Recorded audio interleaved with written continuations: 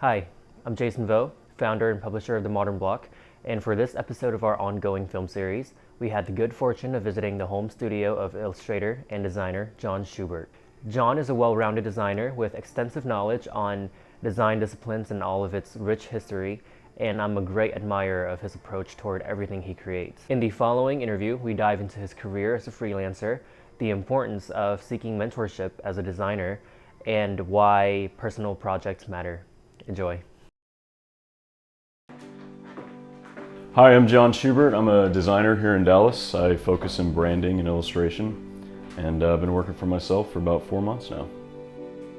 I went to UNT, studied graphic design, and went to work for Fossil for 5 years after that, and went to Tractor Beam, which is a really amazing agency here in Dallas. Worked there for 2 years, had a lot of really good mentors, and just started freelancing on the side throughout all of the years that I worked at other companies and decided to do my own thing.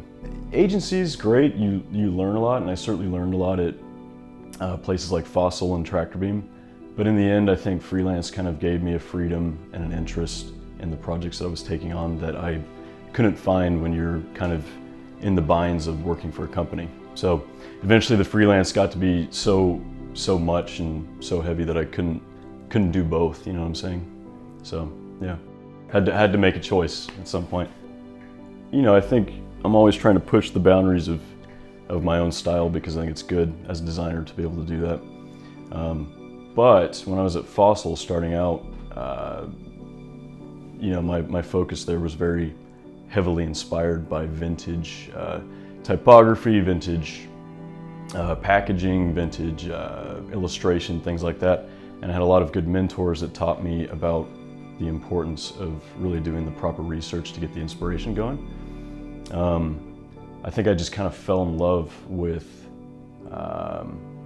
being able to put that human touch on all of the designs that I was working on. It wasn't so constricting in terms of modern minimalism, clean vector line. I mean, all that stuff is great and I like to work in it, but I think that there's something about the styles that I work in heavily that just kind of tends to make me feel more involved in the pieces. So I get my inspiration just from, you know, everything that I can find, especially if it's vintage inspired. You know, I try to collect as many books as I can.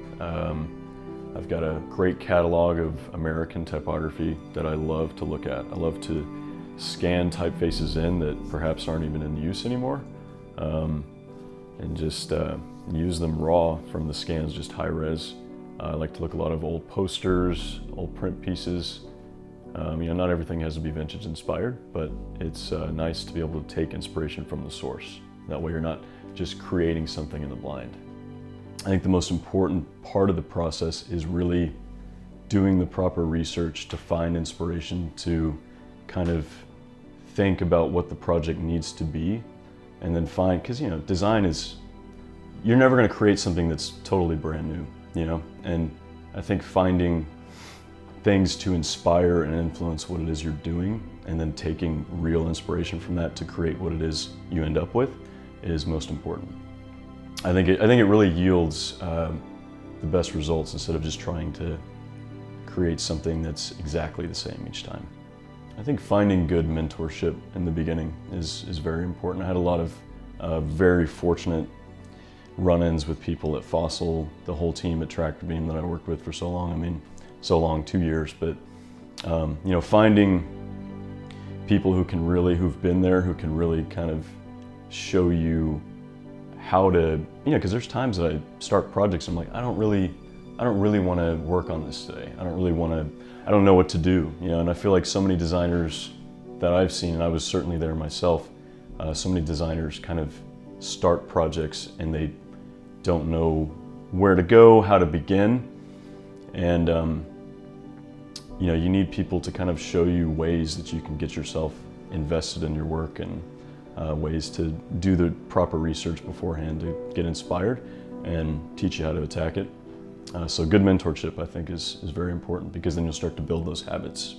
And then also, I would say, you know, if there's a certain type of work that you want to do, just start doing that work on the side. Just start if you're not doing it currently, just start doing it after hours, late at night on the weekend or something. And I think if you let people see the work that you're doing that you want to do, if you believe in it, I think when people see you doing it, they will come to you and want to do more of that. So that's it's kind of how I started doing what I'm doing. So.